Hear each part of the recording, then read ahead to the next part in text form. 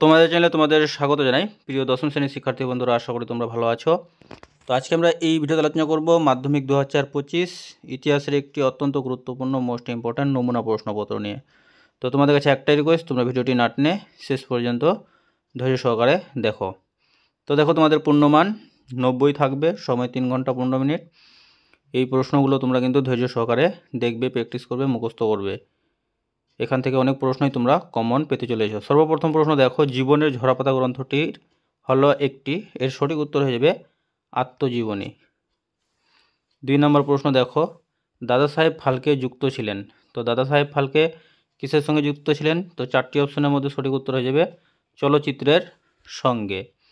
এরপরে দেখো 3 নম্বর প্রশ্ন, বামাবোধিনী পত্রিকার সম্পাদক কে ছিলেন?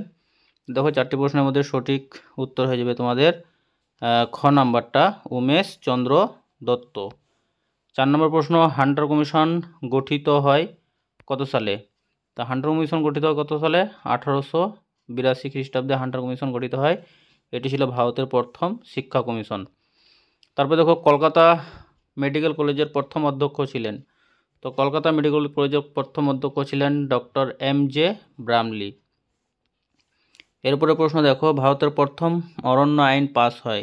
তো ভারতের প্রথম অরণ্য আইন পাস হয় 1865 খ্রিস্টাব্দে। এরপরে প্রশ্ন দেখো, কি বলা আছে যে সুই-মুন্ডা নেতৃত্ব দিয়েছিলেন। তো সুই-মুন্ডা নেতৃত্ব দিয়েছিলেন কোল বিদ্রোহে। তারপরে দেখো, ভারতে ইস্ট ইন্ডিয়া কোম্পানির অবসান ঘটে। তো ভারতে ইস্ট ইন্ডিয়া কোম্পানির অবসান ঘটে 1858 খ্রিস্টাব্দে। তারপরে দেখো, মহারানীর ঘোষণাপত্র অনুযায়ী ভারতের রাজপ্রতিনিধি হিসেবে নিযুক্ত হন। সঠিক উত্তর হয়ে যাবে লর্ড ক্যানিং। বন্দে মাতরম সঙ্গীতটি রচিত হয়। সঠিক উত্তর হয়ে যাবে 1875 খ্রিস্টাব্দে।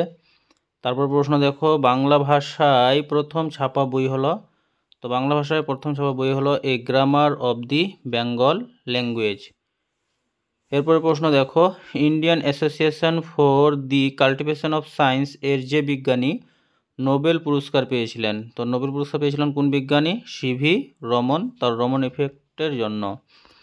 তারপরে দেখো, বঙ্গভঙ্গ বিরোধী আন্দোলন হয়েছিল 1905 খ্রিস্টাব্দে। এরপর প্রশ্ন দেখো, বাবা রামচন্দ্র কৃষক আন্দোলনের নেতৃত্ব দিয়েছিল যুক্তপ্রদেশে। তারপর প্রশ্ন দেখো, নিখিল ভারত ট্রেড ইউনিয়ন কংগ্রেস প্রতিষ্ঠিত হয়েছিল। সঠিক উত্তর হয়ে যাবে 1920 খ্রিস্টাব্দে। এরপরে প্রশ্ন দেখো, দীপালির সংঘ প্রতিষ্ঠা করেছিলেন লীলানাথ রায়।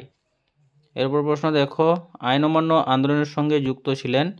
তো আইন অমান্য আন্দোলনের সঙ্গে যুক্ত ছিলেন কমলা দেবী চট্টোপাধ্যায়। তারপর দেখো, দলিতদের হরিজন আখ্যা দিয়েছিলেন। তো এই প্রশ্নটির উত্তর তোমরা আমাকে অবশ্যই কমেন্টের মাধ্যমে জানাবে, ঠিক আছে? তাহলে দলিতদের হরিজন আখ্যা কে দিয়েছিলেন অবশ্যই তোমরা কিন্তু এটা কমেন্টের মাধ্যমে জানাবে। নেহরু লিয়াকত চুক্তি কবে স্বাক্ষরিত হয়? সঠিক উত্তর হয়ে যাবে 1950 খ্রিস্টাব্দে।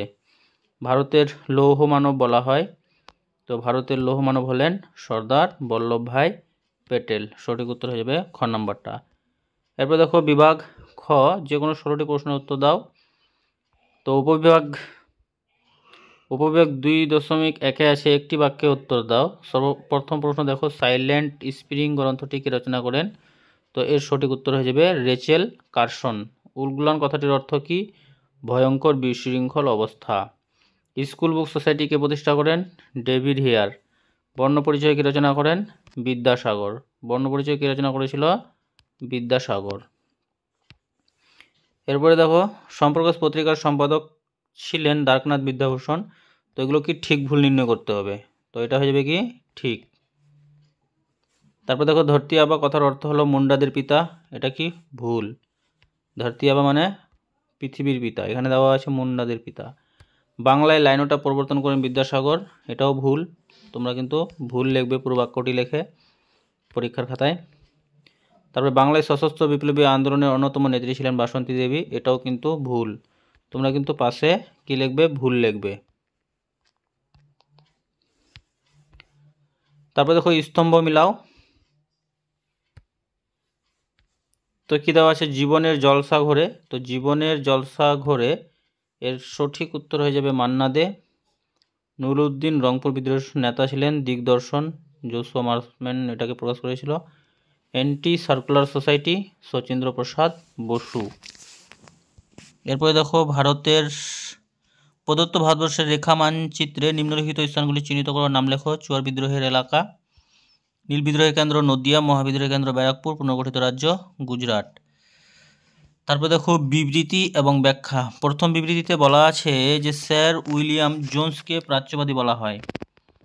তো কেন বলা হয়, এর সঠিক ব্যাখ্যা হয়ে যাবে 2 নম্বর। তিনি প্রাচ্য সংস্কৃতির প্রতি আস্থাশীল ছিলেন এবং প্রাচ্য সংস্কৃতির বিস্তারের জন্য মত প্রকাশ করেছিলেন বলে। তারপরে দেখো রবীন্দ্রনাথ ঠাকুর গোরা উপন্যাস লিখেছিলেন। রবীন্দ্রনাথ ঠাকুর গোরা উপন্যাস লিখেছিলেন, এর সঠিক ব্যাখ্যা হয়ে যাবে 3 নম্বরটা, সংকীর্ণ জাতীয়তাবাদকে সমালোচনা করার উদ্দেশ্যে। এরপরে দেখো বিবৃতি 3, বিংশ শতকের ভারতে উপনিবেশ বিরোধী আন্দোলনে বামপন্থীদের উল্লেখযোগ্য ভূমিকা ছিল। সঠিক ব্যাখ্যা হয়ে যাবে 3, তারা ছিল শ্রমিক কৃষকদের ব্রিটিশ বিরোধী ঐক্যবদ্ধ সংগ্রামের সমর্থক। নারীদের বিপ্লবী আন্দোলনে বাংলা এগিয়েছিল। তো বাংলা কেন এগিয়েছিল? বাংলায় নারী শিক্ষার যথেষ্ট প্রসার ঘটেছিল, বাংলায় নারীরা অত্যন্ত জেদি ছিল, বাংলার নারীরা অন্য রাজ্যের নারীদের চেয়ে এগিয়ে থাকতে চেয়েছিল। তো সঠিক ব্যাখ্যা হয়ে যাবে তোমাদের 1 নম্বরটা, বাংলায় নারী শিক্ষার যথেষ্ট প্রসার ঘটেছিল। এরপর দেখো বিভাগ গ, 2টি বা 3টি বাক্যে নিজের প্রশ্নগুলো উত্তর দাও। যে কোনো 11টি প্রশ্নের উত্তর দিতে হবে। 16টি প্রশ্ন আছে। প্রথম প্রশ্ন, নতুন সামাজিক ইতিহাস কি? ইতিহাসের উপাদান রূপে সংবাদপত্রের গুরুত্ব কি? সমাজ সংস্কারকে নব্যবঙ্গদের ভূমিকা। উডের ডিসপ্যাচ কি? মুন্ডা বিদ্রোহের প্রধান লক্ষ্য কী ছিল? ফরাজি আন্দোলন কি ধর্মীয় পুনর্জাগরণের আন্দোলন? মঙ্গল পাণ্ডে কে ছিলেন? ইলবার্ট বিল কি? বাংলার ছাপাখানার বিকাশে। পঞ্চনান কর্মকারের ভূমিকা কী ছিল? তারকানাথ পালিত কে ছিলেন? চৌরি চৌরা ঘটনাটি কি? ভারতীয় কমিউনিস্ট পার্টিকে দ্বিজ বলা হয় কেন? ভগিনী সেনা কি? রশিদ আলী দিবস কেন পালিত হয়? কি পরিস্থিতিতে কাশ্মীরের রাজা হরি সিং ভারত ভক্তি দলিল স্বাক্ষর করেন? আর দেওয়া আছে 1950 সালে কেন নেহরু লিয়াকত চুক্তি স্বাক্ষরিত হয়েছিল।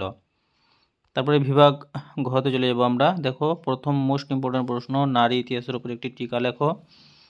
প্রথম পেঁচার নকশা গ্রন্থে 19 শতকের বাংলার কিরূপ সমাজচিত্র পাওয়া যায়? সাঁওতাল বিদ্রোহের প্রধান কারণগুলি আলোচনা করো। নীল বিদ্রোহের শিক্ষিত বাঙালি বুদ্ধিজীবীদের ভূমিকা কী ছিল? বিজ্ঞান শিক্ষার বিকাশে বসুবিজ্ঞান মন্দিরের ভূমিকা আলোচনা করো। 1857 খ্রিস্টাব্দের বিদ্রোহের প্রতি শিক্ষিত বাঙালি সমাজের মনোভাব কীভাবে প্রকাশিত হয়েছিল? সশস্ত্র বিপ্লবী আন্দোলনে নারীদের যোগদানের চরিত্র বিশ্লেষণ করো। হায়দ্রাবাদ রাজ্যটি কীভাবে ভারতভুক্ত হয়? তারপরে 15-16টি বাক্যে যে কোনো একটি প্রশ্নের উত্তর দাও। 3টি মোস্ট ইম্পর্টেন্ট প্রশ্ন দেখো 8 মার্কের। শিক্ষা বিস্তারে প্রাচ্যবাদী ও পাশ্চাত্যবাদী বিতর্ক কী?